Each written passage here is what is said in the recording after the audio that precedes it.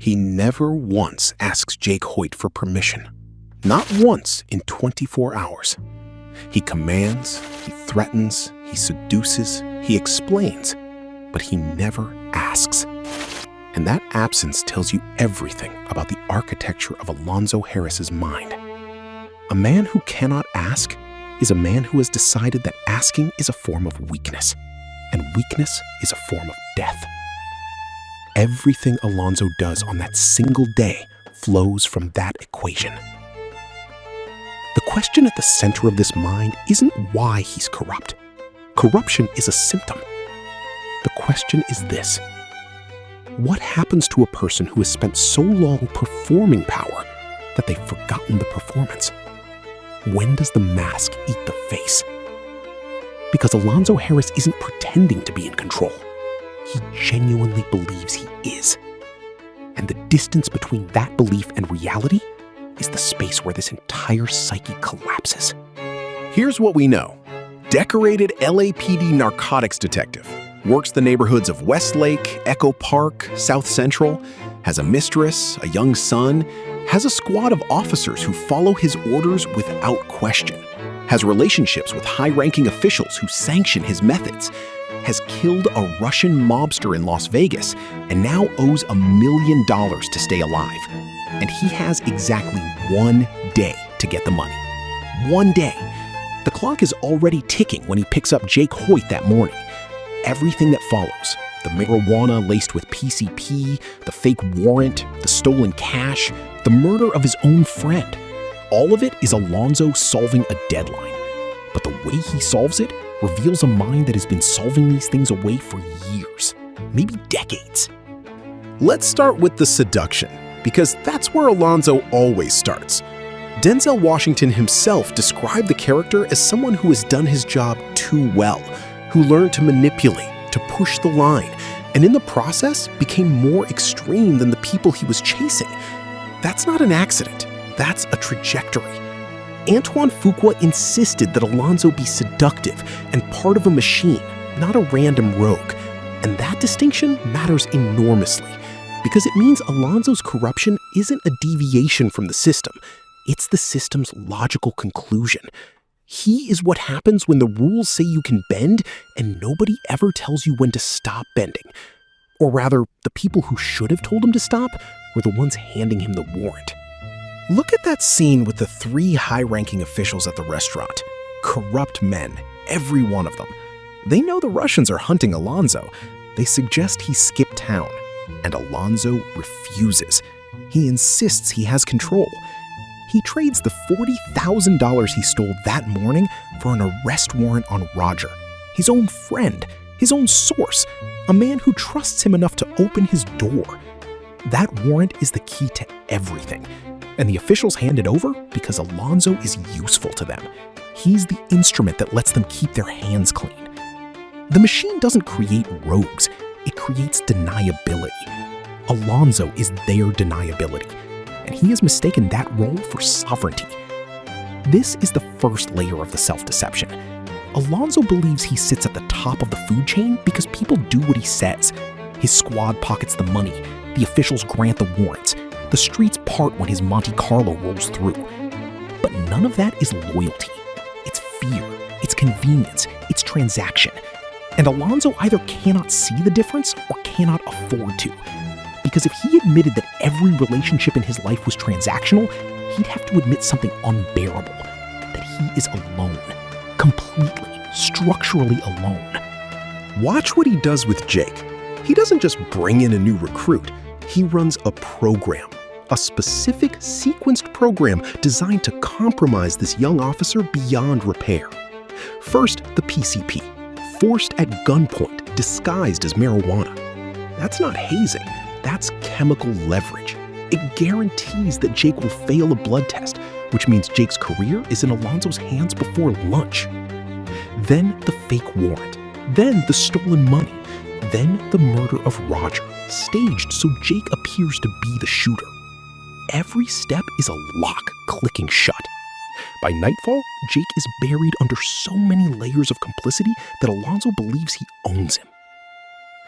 But here's the reveal at the center of this psychology. Alonzo doesn't need Jake. He needs Jake to become him. He needs a witness who is also a participant. He needs someone who started clean and ended dirty, because that validates the entire story Alonzo tells himself about how the world works.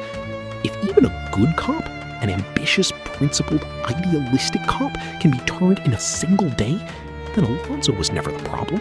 The streets were. The system was. The darkness was always there, and Alonzo just had the honesty to stop pretending otherwise. This is what projection looks like when it wears a badge. Every time Alonzo pushes Jake further, smoke this, take this money, look the other way, he's not just building leverage, he's proving a thesis. He's proving that purity is a lie, that everyone has a price, that the only difference between a cop and a criminal is who gets to write the report. And Jake's refusal to cooperate isn't just an operational inconvenience, it's a narcissistic injury. Because if Jake can say no, then saying no was always possible. And if saying no was always possible, then Alonzo chose this. Every bit of it. That is the thought Alonzo cannot survive. Consider the execution of Roger. This is a man Alonzo calls a friend. They have history. Alonzo brings Jake to meet him early in the day like a social visit. And hours later, Alonzo returns with a squad and a warrant, finds $4 million in cash, and puts a bullet in Roger when Jake refuses to do it. The speed of that reversal, friend to victim in an afternoon, tells you that Alonzo does not experience relationships the way other people do. People are assets. They have value until they don't. Roger's value was his money. Once the money was found, Roger was a loose end. The friendship was never real. It was maintenance. And this is where Sarah and the boy come in. Alonzo has a mistress and a young son he visits in the middle of this catastrophic day. It reads like tenderness. It looks like a man who has something to protect, but place it inside the timeline. He visits them between stealing $40,000 and trading it for a warrant to kill his friend. He sits with his child, knowing that by midnight, Russian assassins may come for him. He is not pausing for love. He is touching a possession, confirming it still exists. Alonzo collects proof that he matters. The squad, the officials, the mistress, the son, the way a drowning man collects air, frantically, without examining what he's breathing in. The climax breaks him open in the most precise way possible. Jake survives the execution attempt by smiling, not through force, not through cleverness, but because he saved a girl from assault earlier that day. A small, instinctive act of decency that Alonzo watched and dismissed. That wallet Jake kept, the one that seemed like a meaningless detail, turns out to be the thing that saves his life. Goodness, the thing Alonzo has spent 24 hours trying to extinguish is the thing that outlasts him. And then, the street. Alonzo, beaten, desperate, standing in front of the neighborhood he claimed to rule, offering money to anyone who will kill Jake. Nobody moves. Not one person. The entire block watches him bleed and does nothing. These are the people Alonzo policed, intimidated, exploited for years. They have watched him take and take. And now, when he needs them, when he is finally the one asking, they give him exactly what he gave them. Nothing. That silence is the most devastating verdict in the film. Not the Russian bullets, not the career in ruins. The silence of a community that looked at a man who called himself king and simply decided he wasn't. Alonzo screams his famous line, "King Kong ain't got nothing on me." And the neighborhood absorbs it the way concrete absorbs rain. It just disappears. Here is the diagnosis. Alonzo Harris is a man who confused control for connection, fear for respect, and complicity for loyalty. He built an empire out of leverage, and leverage has no memory. The moment the threat dissolves, so does the obedience. He spent years becoming indispensable to a machine that never valued him, only his willingness to do what others wouldn't. And when the machine was done with him, it simply let the clock run out. The prequel they're developing is set during the Rodney King riots, 1992, a young Alonzo, 2 days before Los Angeles burns, which means somewhere in that fire, a man decided that the system would never protect him, so he would become the system. He would become so embedded, so necessary, so feared that no one could touch him. And for years, it worked. It worked right up until the moment a rookie kept a girl's wallet in his pocket, and a neighborhood remembered what silence was for. If Alonzo Harris lingers in your mind, and he should, it's because he's not just a character. He's a warning about what happens when the people we empower to cross lines forget that the lines were theirs too.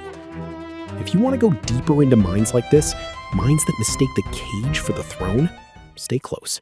The next one is already waiting.